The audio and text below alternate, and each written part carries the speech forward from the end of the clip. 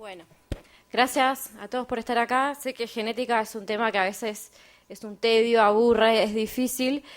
Lo que yo pensé en esta charla, para hacerla más dinámica, es no empezar a hablar del tema cromosomas, genes, todo eso, que yo creo que a esta altura ya fueron a varias charlas y saben, sino de dar algo más práctico, ¿no? Algo que les pueda servir a todos en el consultorio y sobre todo las últimas guías que hay americanas del tema. Entonces, bueno, aclarar que no tengo ningún conflicto de interés, o sea, trabajo en los dos lugares y Ferry no tiene nada de genética, así que no pasa nada. Bueno, ¿qué sabemos? Ya se sabe después de 10 años que llegó a secuenciar el genoma humano que los humanos tenemos 23.000 genes. Nosotros pensábamos que éramos una raza superior, que teníamos muchos más genes que el resto y la realidad es que nos diferenciamos en muy poquitos genes, por ejemplo, de los chimpancés. O, por ejemplo, el trigo tiene 19.000 genes. Es una cosa que uno dice, bueno, ¿dónde está la diferencia? Y la diferencia está en cómo interactúan estos genes, ¿no? En la famosa epigenética, cómo los cambios que van sucediendo en el ADN en el día a día, cómo nos impactan y cómo se van expresando estos genes. Y otra cosa que es muy importante saber es que todos, absolutamente todos, tenemos mutaciones. ¿Sí? Las mutaciones no son cosas raras. El problema es cuando uno se pone en pareja con una persona que tiene las mismas mutaciones para las mismas enfermedades, ¿no?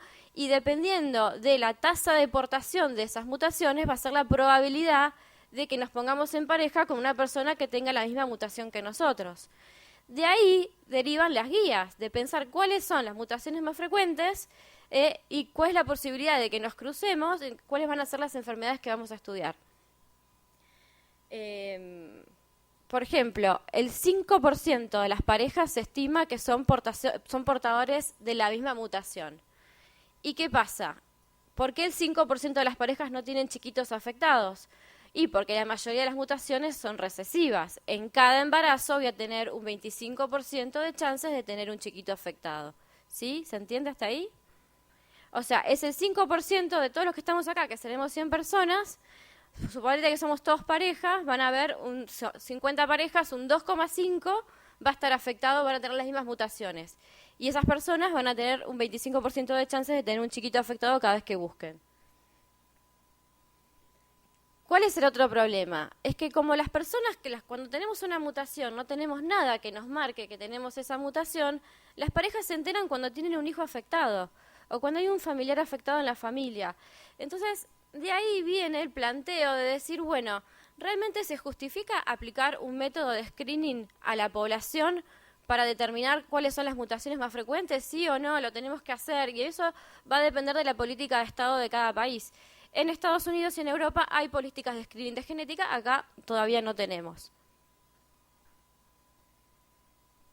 ¿Y qué es lo importante de esto? Que si nosotros sabemos que las parejas son portadores de la misma mutación y que tienen un 25% de chances de tener un hijo afectado, podemos estudiar el embrión antes de implantarlo a través del PGT-M, o sea, el mismo PGT que se hace para estudiar trisomías, lo podemos usar para estudiar enfermedades monogénicas como la fibrosis quística y de esa forma seleccionar a los embriones que no están afectados antes de implantarlo. La técnica es la misma, se seleccionan las células y se estudia los genes afectados y se implantan nuevamente, y si no, bueno, si llegamos más tarde, podemos hacer diagnóstico prenatal a través de una punción de vellosidades.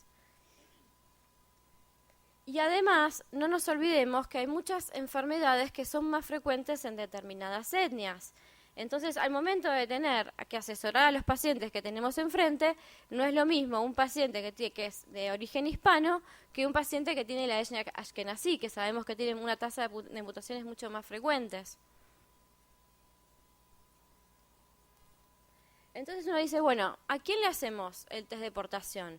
Si uno va a las guías americanas, ahora las vamos a ver, hay 3 o 4 casos puntuales que habría que hacérselo a toda la población, pero si no, se los vamos a hacer a las pacientes que preguntan, a las pacientes que tienen la inquietud y a los pacientes que realmente tienen un familiar afectado, que eso aumenta el riesgo. Esas serían las 3 situaciones donde uno dice, bueno, hagamos un panel de screening, más allá de las 3 enfermedades más frecuentes.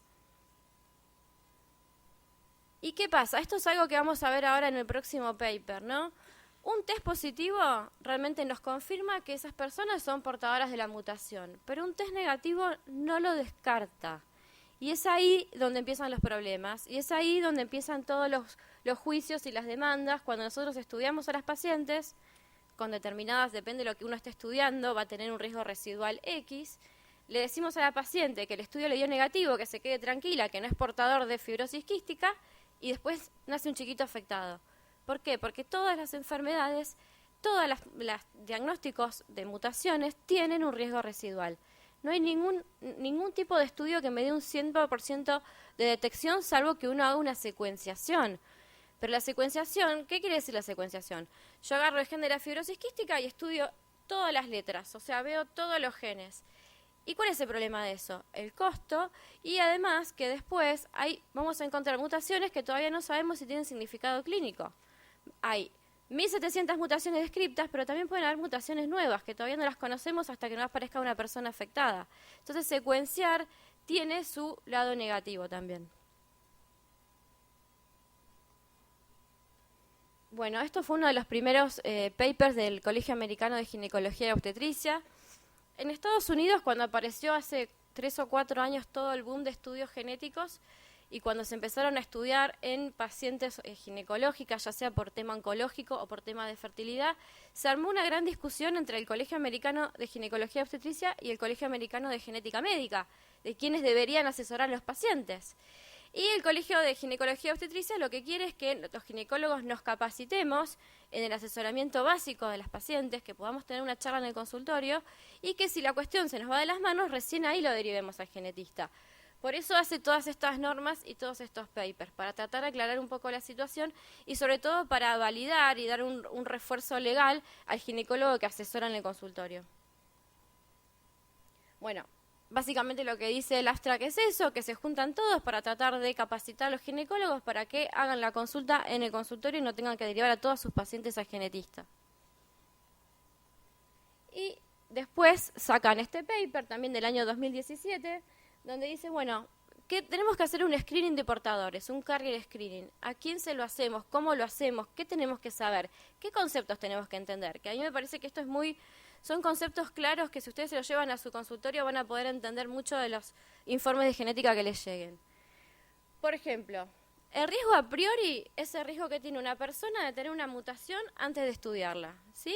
Cuando yo hago un riesgo a priori, por ejemplo, en la población ashkenazí, la tasa de fibrosis quística es de 1 cada 25 personas.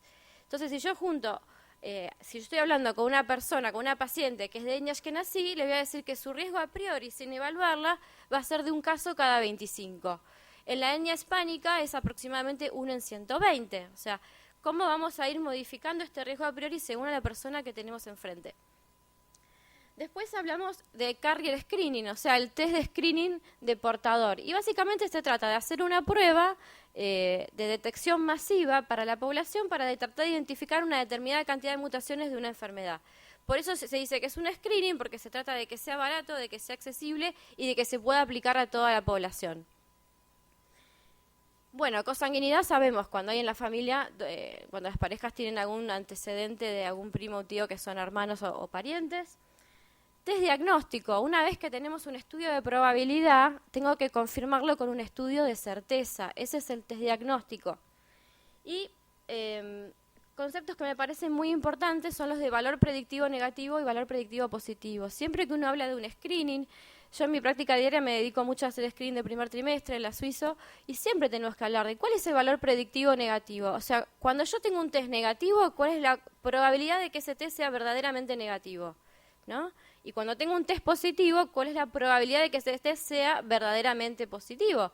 Porque estamos siempre hablando de screening, no estamos hablando de diagnóstico. Y el riesgo residual famoso. ¿Cuál es la probabilidad de que una persona tenga una mutación y no la hayamos diagnosticado? Y esto, cada vez que asesoremos a una pareja, tenemos que tenerlo en cuenta, porque son valores bastante sencillos de conocer y que nos van si uno lo consigna en la historia clínica, de alguna forma nos prevé ante alguna situación legal que pueda llegar a aparecer. O sea, riesgo residual es la probabilidad de que la persona tenga la mutación y yo no la haya encontrado con el método que apliqué, ¿sí? Entonces, el American College hace mucho hincapié que los ginecólogos manejemos estos términos en la consulta.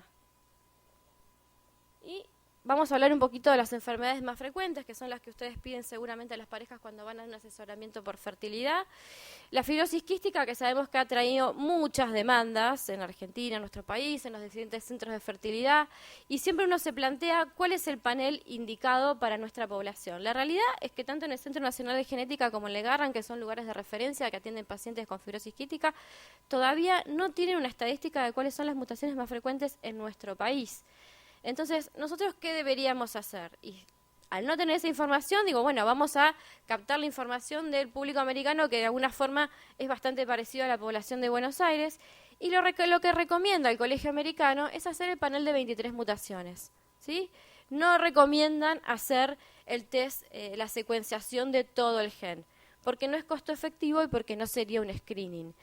De ahí vienen situaciones particulares. ¿Qué pasa si, por ejemplo, la paciente tiene antecedentes de un familiar con fibrosis quística o si el marido tiene una atresia de los conductos deferentes, que es una de las manifestaciones de la fibrosis quística? Ahí tenemos que ver cada caso en particular y ahí sí el Colegio Americano recomienda una consulta con el genetista, ¿sí? Porque hay que ver las probables combinaciones entre esas parejas. Entonces, fíjense, si uno hace el panel de 23 mutaciones, en la raza de judíos ashkenazí vamos a identificar el 94% de las mutaciones, de las personas afectadas. Porque el riesgo, antes de hacer el test, el riesgo de deportación era de un individuo cada 24. Ahora, si el test me da negativo, el valor no baja a 0, sino que el riesgo se diluye, pero no es 0.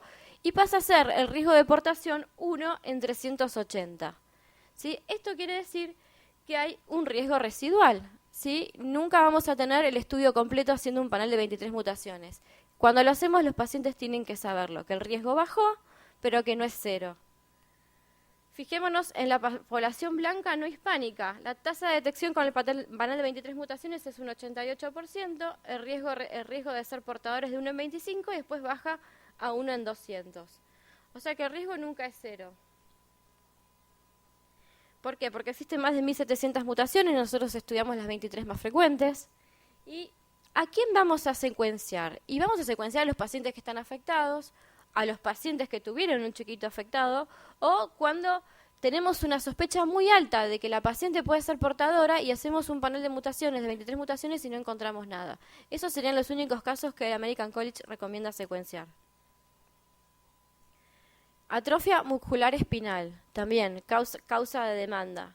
Hasta hace muy poquito, hasta hace 2 años atrás, los chicos con atrofia muscular espinal se morían, hasta que se descubrió el remedio de la Esperanza, que es un remedio biológico, que lo que hace es suplantar a la proteína que produce este gen, entonces se le aplica a los pacientes y los pacientes sobreviven. El tema es que la Esperanza, el tratamiento es alrededor de $100.000, o sea que es un tratamiento que genera mucho conflicto con las prepagas, a nivel costo, etcétera. Entonces, si uno piensa que haciendo una política de screening en la población podría disminuir el riesgo de que estos chiquitos se formen estos chiquitos, realmente es costo efectivo. ¿Por qué? Es un defecto en el gen de la motora neural y la incidencia es de 1 en 6.000 a 1 en 10.000 recién nacidos vivos. A mí me da la sensación que en nuestro país es más porque yo vi un montón de casos de chiquitos nacidos con esto. De nuevo, no tenemos tasa de deportación en nuestro país. Se dice que la población hispánica tiene la tasa más alta que los blancos no hispánicos, que van de 1 en 40 a 1 en 100 la tasa de deportación. Y en el 2% de los casos no es heredado, es de novo. ¿Cuál es el problema con el método de detección? Si nosotros recordamos, para estar afectados por un problema genético, nosotros tenemos siempre un par de cromosomas, ¿no? Por ejemplo, este gen particularmente está en el cromosoma 7, entonces este sería un cromosoma 7, este sería el otro.